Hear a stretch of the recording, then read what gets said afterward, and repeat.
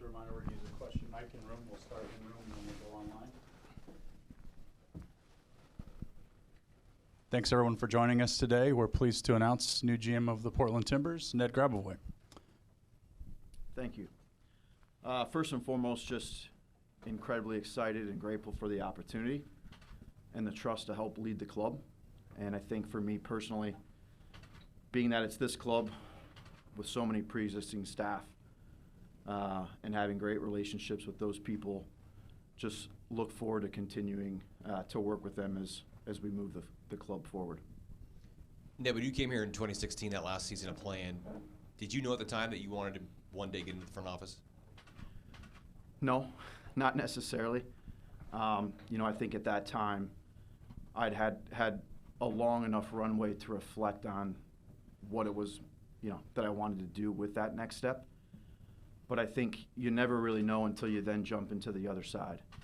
And for so many ex-players, it can be a difficult transition. I think for me, having the ability to speak with so many other players that had gone through it before was extremely important.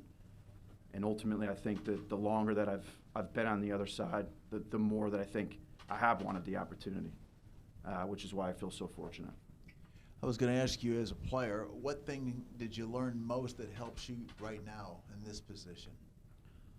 Well, I think if anything, sometimes you have an ability to understand what current players are going through. So many times from the outside, fans and people are watching them perform on the field, but they're humans and people just like the rest of us. And there's a lot that goes on day to day for a player.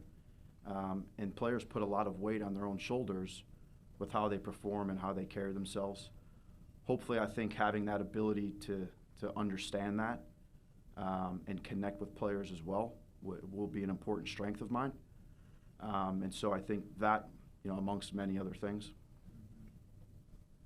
Ned, nice to meet you. Just wanted to ask you if you could provide some insight into locking down the Evander move this offseason, and then what you envision being next for the team as far as roster moves go before the season starts. Yeah, absolutely. And that was a process that started well back in the summer of last year. And as those processes go, and whether it's a designated player or sometimes not as big acquisition, it always takes a long time to finalize. There's a lot of details that you have to go through. That's an extremely exciting one for us as a club, both short and long term, because we feel that we have a very talented player that can help us win now, and hopefully will be at the club for a long time.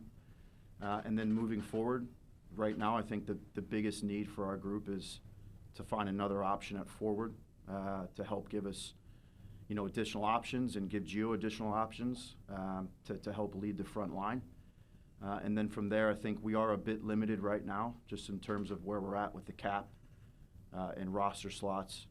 Having said that, it's the goal of mine and for everybody else to help strengthen the group as much as we can. So we'll continue to look at all opportunities that would provide us the ability to do that.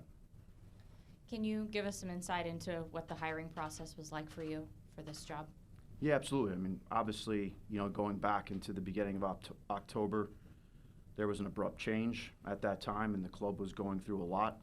I think my communication, within the club was that the club needed to go through a long process, in which I was very much in support of. So within that, I know that the club did interview other candidates. And obviously, I had to go through a process of my own, including interviews with a lot of different staff members and people in the club. And I think in the end, I'm grateful that they believe in me as the right person to lead now. You've played a lot of places throughout your career, traveling from city to city. What makes Portland so special, do you think, for Timbers fans? Yeah, it's interesting that you asked that, because the rules now have changed so much where players do have more flexibility through free agency to make decisions on where they ultimately want to play. After playing, I think it was 12 seasons, I was a part of the first sort of restricted free agency. I'm not sure it was complete free agency at that time, but I had an opportunity for the first time in my career to choose where to play.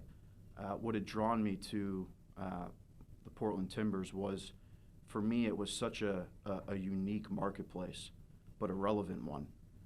When you look at the fans and supporters, the atmosphere within the stadium, for me it was sort of the bridge in a way to kind of the new era of MLS. Now I think you see so many new expansion teams and fan bases and stadiums that have something similar, and I think Portland really paved the way for that. And then from there you hope that you continue to have opportunities to stay and be a part of it. And like I said, for me, I think having this opportunity at this club is tremendously rewarding. Now, have there been any thoughts of maybe moving on from any individual players on the team in terms of clearing up cap space, maybe potentially amnestying someone or making a move in that realm? Specifically, maybe, I guess, towards someone like Jaroslav Niezgoda, who there have been, I guess, talks about potentially that being something that could happen. Yeah, and I don't think we would need to single out any players. I mean, we're continuing to evaluate the roster and how we improve and how we strengthen that. We have to be mindful that, yes, we want to try and win every game and we want to be as strong as we can short term, but we also don't want to sacrifice the long term. Obviously, we fell short of our goals and expectations last season, but if you look at the previous 4 or 5 years, we were able to sustain a level of success that's needed at this club. So we're constantly evaluating, how those changes can happen, who it could be, and that's amongst a number of players. Having said that, I don't think we should discredit this group. These are players that are proven in this league, and I think we have a competitive roster. And I think for us, collectively, players and staff, the hope is that we bounce back and we show the rest of the league that we're still very capable. And obviously, as you mentioned, the club has been through a lot off the field in the last year. I'm wondering what your approach is going to be in terms of trying to regain fans' trust and remain a communicating person, I guess, with those groups and individuals. Yeah, absolutely. And I think it won't just be myself. I think that there's some other, new leadership within the club that's exciting. I think working with those people short term has been incredibly rewarding. And I think it's on us, to continue to try to move the club in a direction that we see as positive. So absolutely, that's going to be a big focus of ours moving forward. Ned, how much has the role changed for you on a day-to-day, going from recruiting and scouting to everything else you did alongside Gavin to now you're the one calling the shots? How much changes for you now as you walk into the office today? Yeah, a lot. And I think we will need to make some additional hires. It's really important to have good people around you. And I think that we've already started that process as well. So hopefully within the next few months we can continue to add to our technical staff, which is really important. But the role does change quite a bit.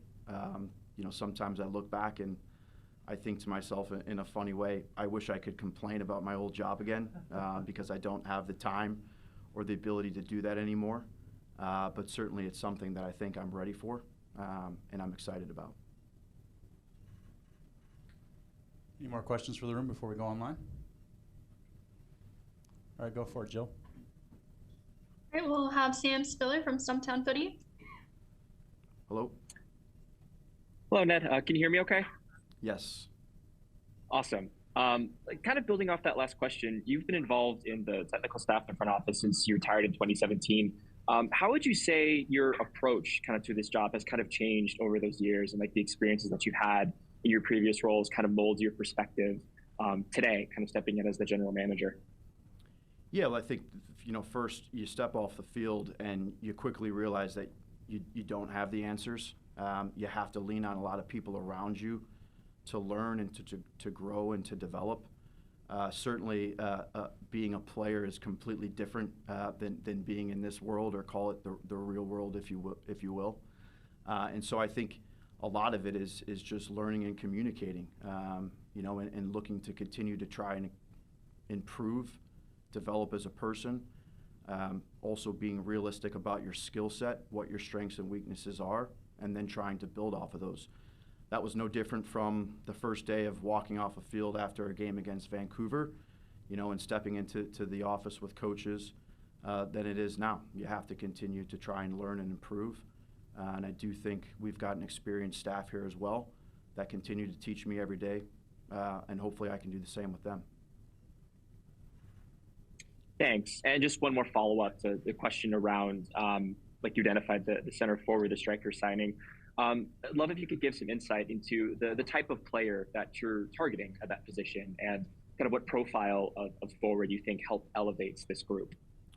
Yeah. And aside from the type of player, I do think we're looking at a situation that could potentially give us some flexibility long-term in terms of the commitment that we would make. I think as we look forward to where we would be at within the 2024 season, we would potentially have the ability to add potentially a young designated player in that position.